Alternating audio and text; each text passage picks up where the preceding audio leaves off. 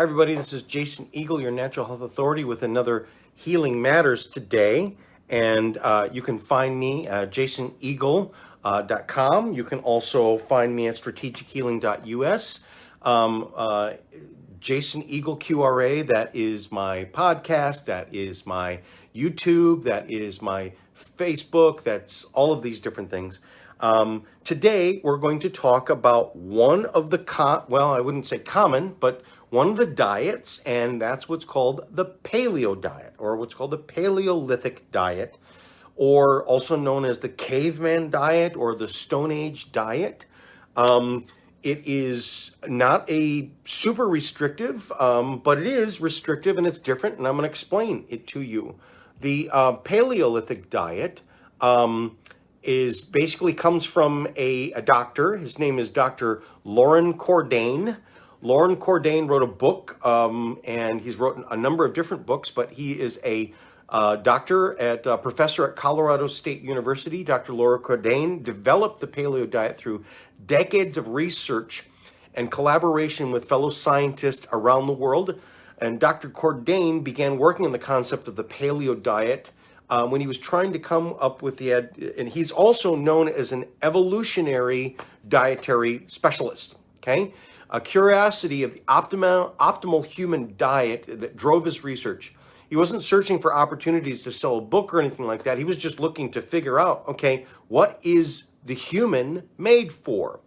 His journey led him to many years of collaboration with world-renowned scientists, including Dr. Boyd Eaton, Dr. Stefan Lindbergh. After 15 years of exploring all the available research, he developed what's called the Paleo Diet, or Paleolithic Diet, which is really more about, what they call the caveman diet. Think about, so what he was doing is looking at biology and what you would call evolutionary biology. Now, evolutionary biology doesn't necessarily, let's say you're a Bible-believing Christian, it doesn't necessarily prove evolution. What it proves is, and again, you have to realize that people have changed over time, and people's diets have changed over time.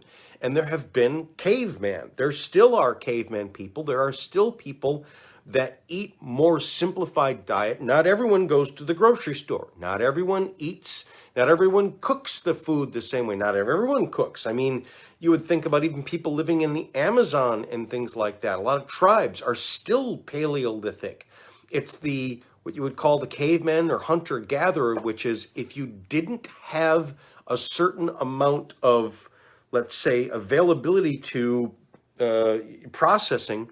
But one of the big things that the Paleolithic diet, and one of the reasons that he went after it is because in modern day age, we're noticing that humans have developed a lot more diseases, especially the cardiovascular disease, diabetes, heart disease, cancers, all of these other things.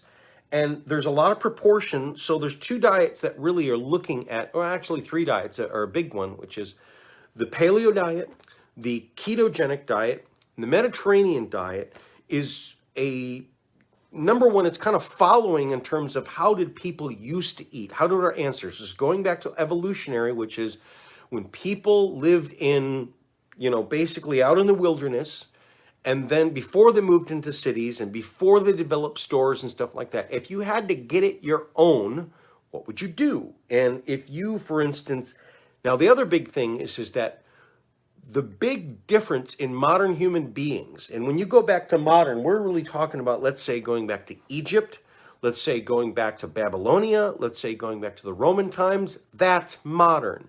And what's the real big difference in modern is grains.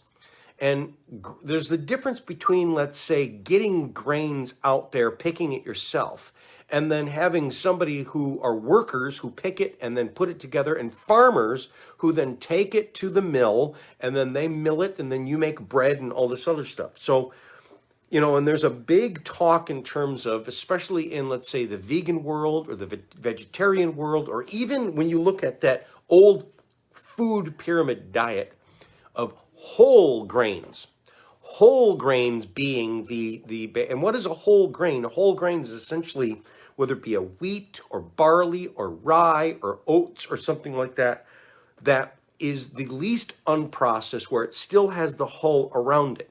Now, there's a belief that when we have the whole wheat has the most amount of nutrition, okay? Now, one level that's true, meaning the whole wheat, basically, let me go back to this. I don't know if I have it here. Okay, so again, the whole wheat seemingly has the most amount of nutrition, okay?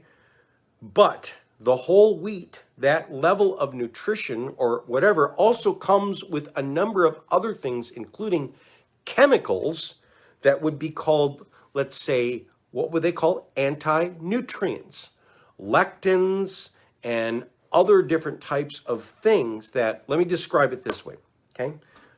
When you go into nature, nature has plants that make seeds, okay? They grow up in the summertime, they make seeds. So let's talk about, let's say, wheat. Before man got to wheat, wheat is a grass, or let's say corn, or let's say barley, or all these different types of things. Wheat is, it's a seed. It's a seed pod, okay? Same thing as like an apple. An apple has an apple seed, right? Or same thing as like nuts. The trees make these things, which is it's making a baby that then usually what happens is it goes through the summertime. So let's go through the wheat. It grows a grass and then eventually makes this wheat head. And then even soybeans are another good example. What it does is it then dries. The sun dries it out, okay? Now, if man wasn't there to take it, or an animal wasn't there to eat it, it would dry out and then it would fall to the ground.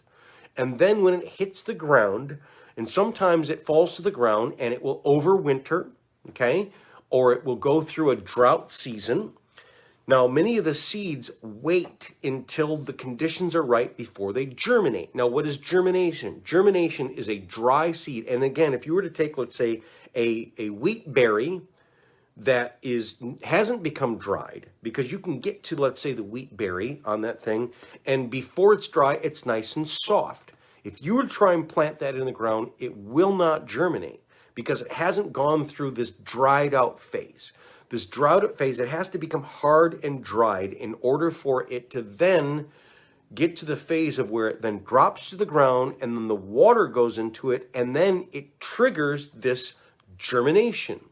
Now, the first thing that happens, especially in a whole seed, a whole wheat seed or something like that, is this outer husk layer of where that super nutrition is. There's also a release of many chemicals and enzymes that are essentially, it's a war, okay? So since there's all different types of seeds and they're competing for this tiny little square inch of ground to get, who's going to get there first? Who's going to elbow there? I get it, because they want to develop their roots and then get into the ground and establish their roots so that they can live, right?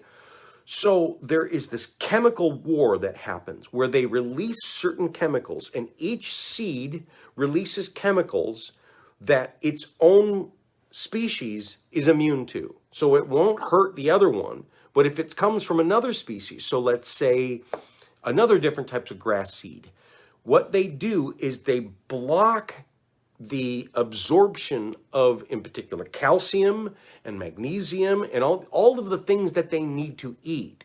So, to live. So basically, it's a war of starving each one out. And if I can starve you and get to the food before you get to it, now you're trying to starve me, I'm trying to starve you. And so it's the super war, and it's this war of competition, and the fittest survive. Now, we'll get into our body. When we take whole wheats, this hydration is actually your body. It's going into your body. So when we make whole wheat bread or we eating whole white things, basically it's, ground up and all mixed together, and then with a little bit of moisture, but not enough to really start that process. So you bake the bread and all this other stuff, and then you eat it. It goes into your mouth which then, basically becomes hydrated with your saliva, goes into your stomach, goes into your guts. And what happens is it opens up and it releases these phytates and lectins and all these gliadins and all these other things that are essentially this war. And this war is happening in the ground of your gut. So one of the things that has been noted in modern age of a lot of gut problems, which then develop into a lot of other problems, autoimmune diseases, which is our whole host of everything, is what we call leaky gut. And leaky gut is essentially, your gut is these tubes, your intestines and your large intestine are these tubes which are basically sealed. The food that's inside there that eventually develops into poop, there's pores that it should saturate through so that it can get into your bloodstream. And your blood vessels attached to these tubes and are essentially these reverse routes that your blood vessels are sucking the nutrients out of your guts. But it's not really holes, okay? So it's not perforations. What is a hole, okay? One of the worst wounds you can get is a gut shot. Remember the old cowboy movies, which is a person gets shot in the gut and they're too far away from the doctor. Even if the doctor is, they say, leave me one bullet, right? Because I'm going to die a horrible death. Like nobody can save me. Because if you got shot in the gut, especially the lower bowel, you are leaking poop juice into your guts, which is you will die of peritonitis. Now, leaky gut is tiny little pinpricks that are inside your guts that it's leaching into your system. So who are the people that have leaky gut? Okay, which can also be, there's a book that's written what's called Grain Brain, which is a lot of people are having problems and it's not necessarily that they're allergic to the grain. It's they have a reaction to these poisons that are leaching into their body and it causes inflammation. So people that get a lot of bloating, people where their guts swell up when they eat stuff, that is a perfect example of this microperitonitis, or what you would call leaky gut. Now, what made the leaky gut is something has been attacking your inner walls. So it's something in the food. Some sort of poison that's in the food that's constantly causing this swelling and reaction, this contraction and relaxation, but also it's dissolving. It's an enzyme that dissolves the hull. So that's one of the other things that these little chemicals of these seeds do, is they essentially, if they start to release their chemicals before another seed actually even starts to absorb the water to get to that first stage of germination, it will dissolve its shell and basically take its coat away from it in the middle of the cold, and it will die of freezing, or whatever you would call it. I'm using it as an example. This is the war that's happening in nature, okay? And this is one of the big misnomers about what whole grains could be. Now, that's not to say that some people can't do well, because there's certain digestive systems that are designed, and it comes from this evolutionary biology, which is, again, the white Anglo-Saxon, the British, the Irish, the Polish. They don't do well on beans. They don't do well on pinto beans. They get farty, they get gassy with beans. Whereas the Mexicans, the Aztecs, those type of people, the Southern America, the South America type of people that are essentially made for that. And part of their making is they develop over generations, and people, when they live in an area long enough, just like the birds of what you would call the Galapagos, is that they develop a digestive system and a structure in order to handle. So that's why you see a lot of the South Americans have really, especially if they're really healthy, they have really big faces. They have lots of, same amount of teeth, but their teeth are big, and they have all of their wisdom teeth intact, and they have a very high scooped, what's called hard palate, right? Whereas people over that have generation upon generation of eating more processed foods or softer foods, have a shallower palate. That's that roof of your mouth, okay? Why? Because they're eating harder foods, which just means they're eating more corn, they're eating more beans, and these types of things. So they have a digestive system that's designed to digest these things. They tend to have a longer small intestine, which means it gives more time for these complicated sugars in order to digest. Whereas they don't necessarily do very well on milk and other stuff. Whereas you go over to, like, for instance, the Swiss and let's say the British and the Irish, they do really well on milk. They have a digestive system that's now going back to what the paleo diet is.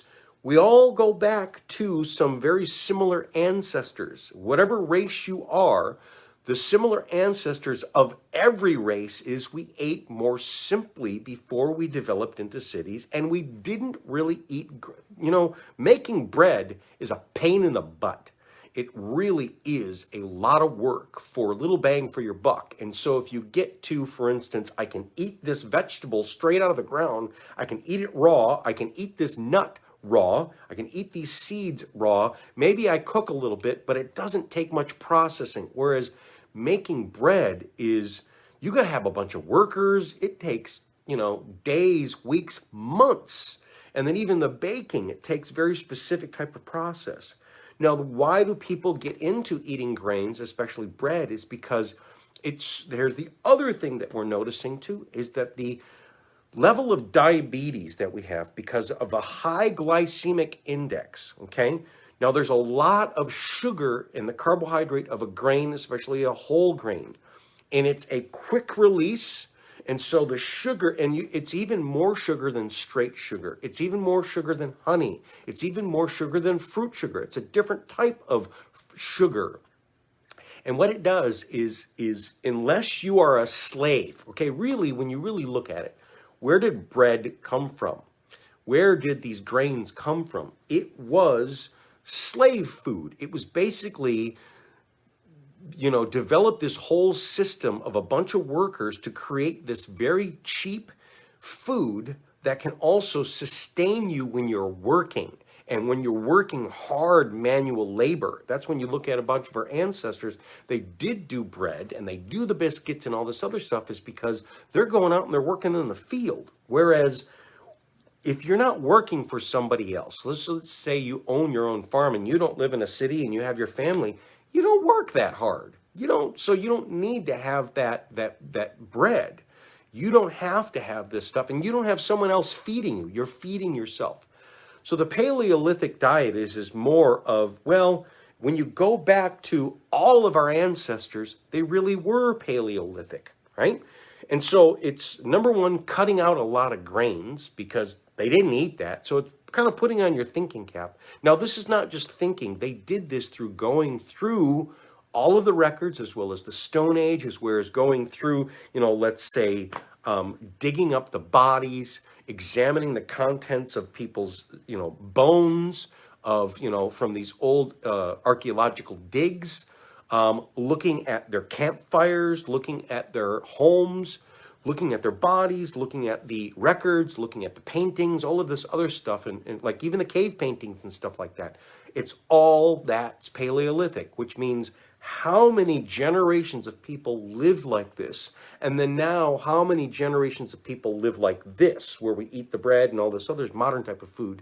It's very, very, very small. And that's when you look at, and even more smaller when you look at, let's say, starting with the 60s, basically the 50, after post-World War II, that's when we really see the cancers and the heart disease and all of this stuff just go skyrocket. And then the other thing, that's when, like since the 70s up to right now, you look at dementia, you look at, say, ADD, you look at Alzheimer's, you look at autism, the autism spectrum.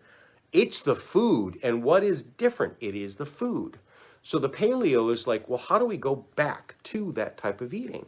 So paleo is very simple to kind of follow, which is, what are the foods that are part of the paleo diet? The paleo diet includes nutrient-dense, whole, fresh foods and encourages participants to steer away from highly processed foods containing added salt, sugar and unhealthy fats. However, the omission of whole grains, dairy, and legumes, that would be beans, can lead to suboptimal intake of important nutrients. This is when you get to the bottom line of people arguing against it. So this is where we get into, well, okay, then you'd take some supplements. So some of the B vitamins tend to be a little bit. A real smart way of dealing with keto or a Paleolithic diet is essentially, really eating what you can and then starting to supplement with some of the other things that may be missing. So what to eat on a paleo diet? What you eat is, again, the rule of thumb is the least amount of processed. Basically, you're not buying it. It's not in a package. It's not in a can. Someone else didn't cook it for you. Yes, sometimes you have to go out and eat. But what do you get? You focus on leafy vegetables. Those can be raw or they can be cooked. Fresh fruits, lots of seafood. Seafood has always been very available. Grass-fed meat, so that high levels of grass-fed beef and things like that. Root vegetables, root vegetables which have to be cooked, but they always could cook that. They always had a fire and you could throw sweet potatoes in those types of things. But avoiding white potatoes and things like that, because white potatoes are actually a newer type of thing. They really weren't around at that time. Root vegetables, including sweet potatoes, which you have to cook. You can't eat them raw. Free-range eggs, poultry and eggs. That could also be duck eggs, goose eggs, stuff. Nuts and seeds, including their unsalted butters. So let's say nut butters, okay? Now, you could include peanuts in there, but peanut is technically not a nut. It's a legume. So typically, the Paleolithic people avoided that, but they do cashews, they do almonds, they do this type of stuff. Now, if people tend towards leaky gut, meaning I've got a lot of digestive issues, it's highly recommended that any of your nuts, what you do is you buy them raw, unroasted and raw, and then if you're going to eat them, what you do is you soak them in water overnight, good fresh water, and put them in the refrigerator and soak them, and then pour that water out. And if you're going to make a smoothie or something like that, or put it into, let's say, another type of casserole or something like that, you can eat them wet like that. But if you like them crunchy, what you then do is take those wet nuts, spread them out on a, like say, a cookie sheet, and then put them in the oven at the lowest temperature you can get. Maybe a little bit of salt on them too. That's kind of helpful, makes them tastier. And then leave the door cracked, because you don't want to, roast the heck out of them. You just want to dry them out, or even put them in a food dehydrator or something like that. And you do enough for, let's say, a week or so, okay? So a whole cookie sheet should be enough of these nuts for a week. The reason you do this is because those bad anti-nutrients go into the water that you're dumping out, and then it's gone. And so then when it comes into your body, now you're safe. Now you don't have a lot of these problems, because there's people that eat, especially almonds, can do this. Really, a lot of people that have, like say, I want to do, health food and eat a lot of nuts, and then they start to have a lot of problems. And they don't know that it's because of these phytates and these other anti-nutrients that are soaking into their body from these raw nuts, or even roasted nuts that can do that. So that's a good rule of thumb of what to do with nuts, okay? Another thing is healthy oils. That would be olive, walnut, flaxseed, macadamia, avocado, coconut. People go, well, cavemen didn't. Yes, they did. It's very easy to take nuts, and it was easy for them to find that these oily things came out of them, because they just took it on a stone and they smashed it, and all this oil came out of it. That's where, candles and things like that were made out of that very easily. The oils were very available, especially in olives, and not only did you eat it, but you cooked with it, but you also rubbed it on your body. You would burn it and stuff like that. And so oils have always been very, very available. Fresh or dried herbs and water and herbal tea. They didn't drink pop. They really didn't drink milk. Now, some people can allow, let's say, some cheese, because there was a lot of cheese that was available. They had cows. So the whole Paleolithic thing is, well, before we domesticated animals. Well, again, we lived with goats, and we lived with sheep, and we lived with cows from the very, very beginning. And, the people, how did you know to milk a cow? Like, it was dripping out of them. Like, it was easy. And basically, and again, we nurse ourselves. Babies are nursed by milk. And so it's pretty obvious that we drink milk. People say, who figured out to drink cow milk? Yeah, cow milk can be very good. However, it's a hassle, and they didn't have refrigeration, so it doesn't keep. So raw milk, unless you're milking it on a, it was really not part of the paleo. However, they would make cheese very easily because they could store it. They found out that, let's say they slaughtered a cow or slaughtered a sheep, they would take that milk and they would stick it in the stomach. Basically, they cut the stomach out and they make a stomach, and then they put it on their back and they walk around with it. And even in the hot weather, it would shake around. There's what's called the natural rennet. And so cheeses are something that is part of the Paleolithic diet. Some people choose not to do it, okay? But technically it is cheeses would be included in the Paleolithic. You can have it or you can don't have it. If you don't do well on it, what you don't eat is you don't eat grains, including oats, pasta, and cereal. For sure they didn't eat that. Dairy products, including milk and no yogurt. Now, again, yogurt, which is the old sheep herders, they would put it in the stomach, and yogurt's very easily made. So that's kind of iffy, but most paleo people that tend to be very strict say, no, you don't do that. Legumes, including beans, soy, and peanuts, are off the list. Now, one of the reasons why is because these things, again, what the paleo diet does and why people lose a lot of weight on it, a lot of weight really fast, okay, like the keto do, it reduces inflammation. So people that have bad joints, it really gets rid of the atherosclerosis, the stuff that's clogging your arteries very quickly. So that's one of the things that this has been known for, is that, and then it also gets rid of diabetes like that. Because number one, there's not enough sugar in there. You're not eating any sugar whatsoever. The only sugar that could be allowed is, number one, that you're getting from the fruits, that you're also getting from, let's say, there's the sugar that is in, let's say, your root vegetables and stuff like that. You can have sweet potatoes, a little bit of honey, okay? So what's allowed would be used sparingly, which is natural sweeteners like honey, molasses, or dates. A little bit of coffee, not every day. And if it's a little bit of coffee, it's just straight black coffee. Because those are some, but, tend to focus on, let's say, just water and tea. They've always had tea. Everybody took dried herbs or fresh herbs like stinging nettle and stuff like that and boil it in some water. They always boiled water. And, tea is pretty basic things. Beer and wine, very, very sparingly. They always had beer and wine because they fermented these things very easily. One of the very first fermented alcohol was mead.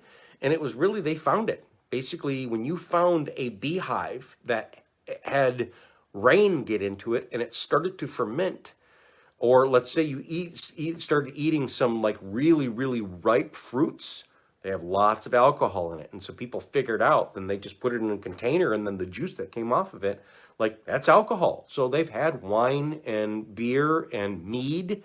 One of the oldest ways of making mead, which is they would find a beehive that was in a tree, like on a branch. They would actually get like one of these big pots, whether it be a stone pot or a metal pot.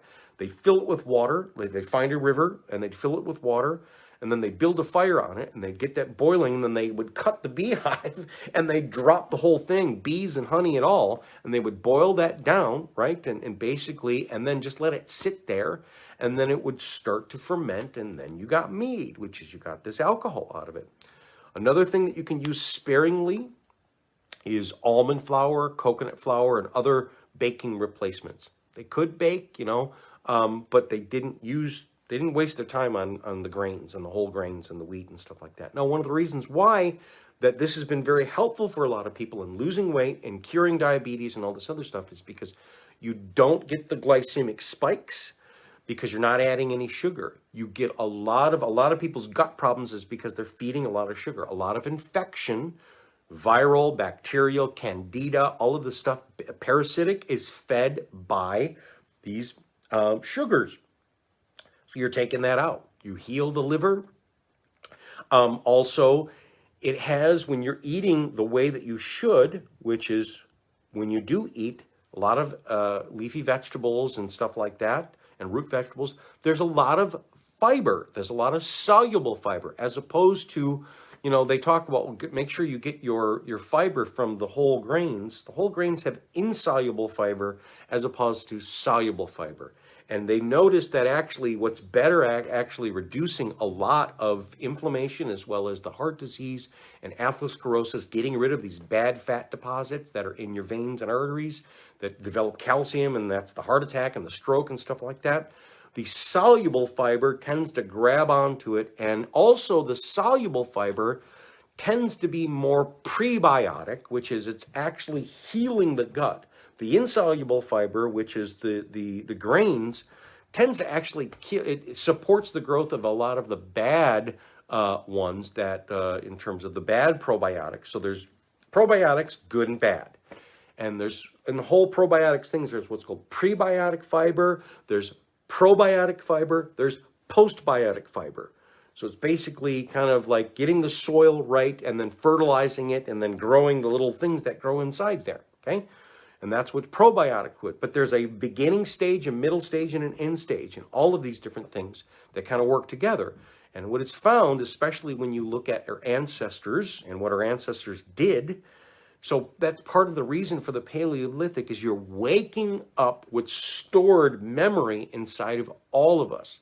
And again, it's pretty dummy proof in the sense that it is taking out the things that we know are causing the problems, which is the modern processed food. The modern processed foods has to have lots of things to make it shelf stable. It's dependent upon freezing. It's dependent upon, so one of the problems of the paleo diet is it has to be fresh. But that's the best part about it, because that's one of the problems is people eating a lot of leftovers, eating stuff that has to be, refrigerated and this and that. The more you refrigerate stuff, especially leftovers, it develops lots, stuff grows in that, right? And those stuff can get inside your body and can cause lots of problems. So this has been very, very safe, helpful for people in terms of helping them to lose weight and lose the bad weight, helping them to develop good muscle mass, helping them to get rid of some of the bad cholesterol deposits and all these other things, especially the stuff that's in the brain, that is really kind of the bane of a lot of our modern existence. Nobody wants to be the Alzheimer person, blah, blah, blah, blah, going like that, right? No one wants to forget your family members. I've seen Alzheimer's and the real bad cases. I go and visit, nursing homes and stuff like that. I have been for a long, long time. I've a lot of people in my family, as well as, clients and things like that. The bad is bad. It's really bad. And it starts now when you're younger.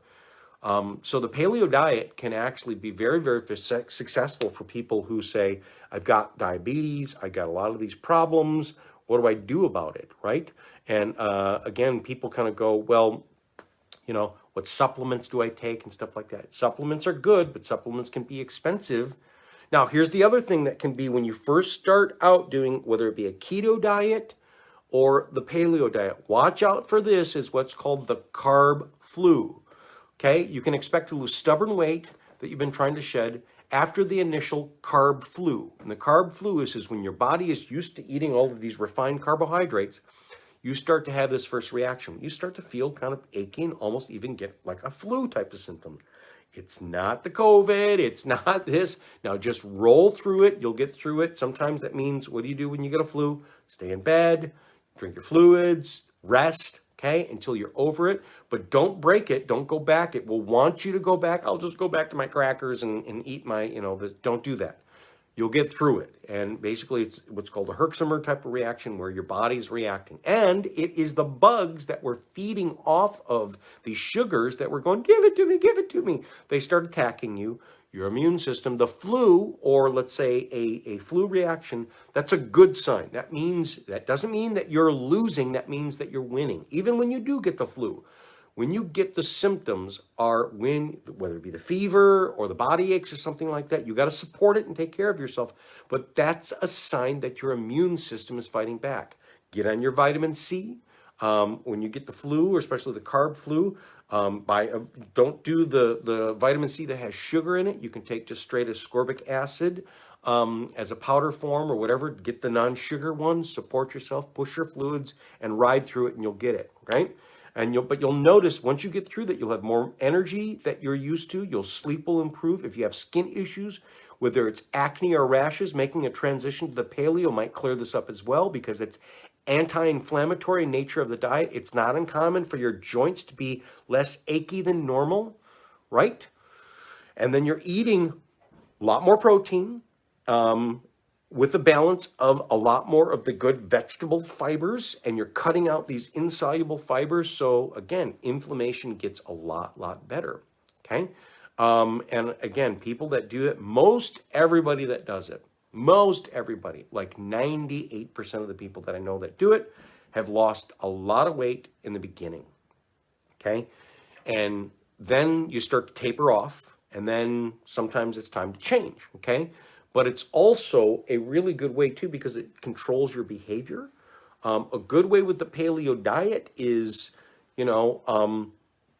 what do you do for dinner? Again, what do you do for breakfast? But what do you do for dinner? People that are used to having their pasta and having the big dinner, eat a salad for dinner. Eat a lighter dinner, right? In the beginning, get used to going to bed a little bit hungry, having some of these hunger pains type of things. Drink more tea. Hot tea is a great way. Even hot water with some lemon helps to basically fill the stomach up and take away some of the hunger pains. Drinking tea, whether it be black tea or green tea or even herbal tea. Peppermint tea is a great thing to actually satisfy the stomach and help you to kind of get through that early stage. It has no calories in it, but it's also very satisfying and soothing to the belly, right? So it's a great way to get through it. And again, a nice good salad that has your vegetables. And what dressing? Forget your creamy dressings. Get used to lemon and olive oil and salt and pepper. Or apple cider vinegar or red wine vinegar or something like that. Get used to those ones. And then again, you can throw some nuts in there. You can throw a little bit of meat in there, a little bit of fish, or like some sardines or some tuna or something like that. But again, you don't have to do that. You can just do just the straight vegetables. Your celery, your onions, these different types of things. Just think paleo. Just think what the caveman would have had and go with that. It's pretty basically simple to do that. And a lot of people notice a big difference. They feel a lot better. It's challenging in the beginning because you're not used to, but sometimes that's why diets work, because it challenges and it breaks you out of patterns of what you're used to. And it makes you start thinking, it makes you start choosing. And any diet works that makes you choose. And especially when you are choosing fresh. This is the other thing that why it works in any diet, whether it be the Mediterranean diet or keto or anything that's fresh will always be better, right? And again, think about the paleo people. Yes, there's sugar and fruit, but fruit is very easy to get. Reach up in the tree and grab it, right? So they ate lots of fruit and nuts, and not necessarily the granola, not the granola that has the oats in it. They didn't do that. Just the fruit and nuts, okay? Or just the fruit. Even though it does have the sugar, right? But it also has so much of these other nutrients in it, and it's very fresh, Green drinks are something that could always do. Yes, they always mashed up stuff, and they could make green drinks, and it does fit the paleo profile. Juicing can fit that. You think, well, they didn't have that machine. Yeah, they did. They would crush things, and they would get the juices out of them. They would make these mesh bags that we do, like nut milk bags and stuff like that. And they would crush stuff and get the juice out of it.